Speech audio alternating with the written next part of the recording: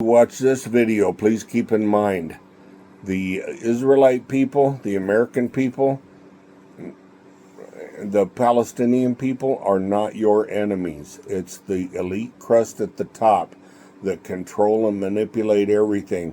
They use Mossad, they manipulate and coerce the FBI leadership and politicians, even Trump and Kash Patel and Bongino. They're either blackmailed or scared to death, have been threatened with murder or the murder of their families. These people at the top are manipulating everything. And when they have powerful people scared of them, it's not us. We do not hate each other. Coup in America. We have to liberate America. This is a big issue for the American people, by the way. So listen carefully. As you know, over decades, US congressmen have been entrapped one after the other by Israel to engage in sexual depravity with children, as Israel was secretly recording them on camera. And those videos are being used by Israel to blackmail these politicians to do anything Israel demands, or else the videos will be leaked to the public. I believe the same blackmail operation has caught many leaders in the UK and the EU as well.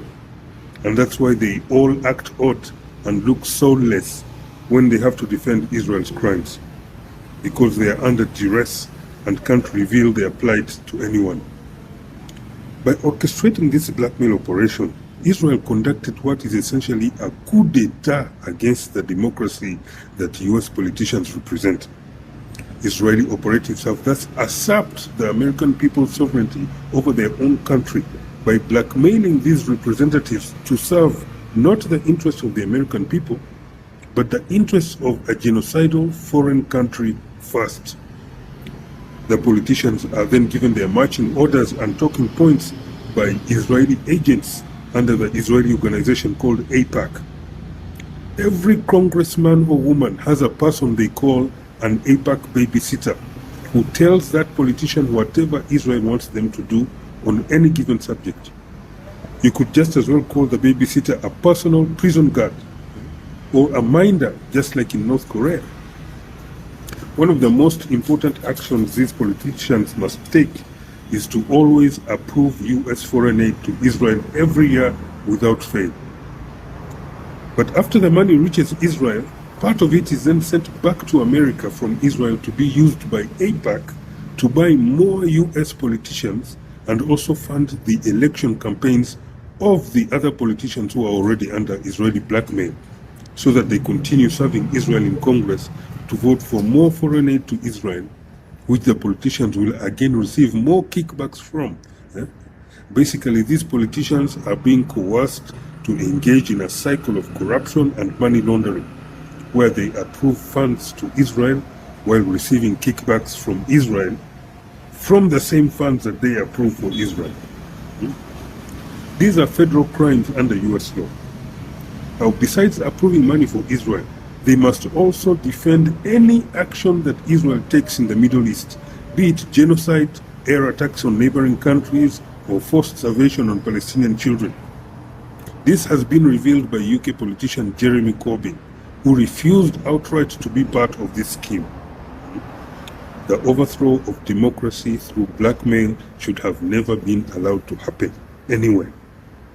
And all US congressmen who are compromised by this Israeli blackmail coup should actually report themselves to authorities, or else the people and the victims of their sexual depravity should make these politicians face the real risk of being deemed as willing treason collaborators against the people, against the American people's sovereignty, against democracy, and against America itself, for not reporting blackmail, which is also a serious federal crime under US law.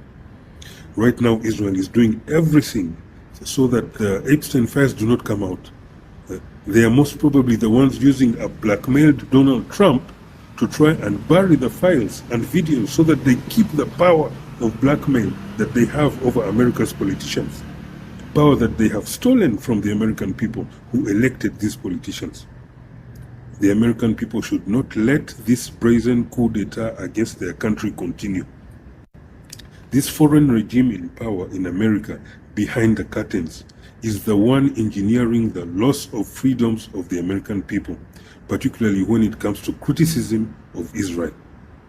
People are being cancelled, losing their businesses, and others their jobs, their families and marriages breaking, their homes breaking, for simply exercising their First Amendment right to speak their conscience.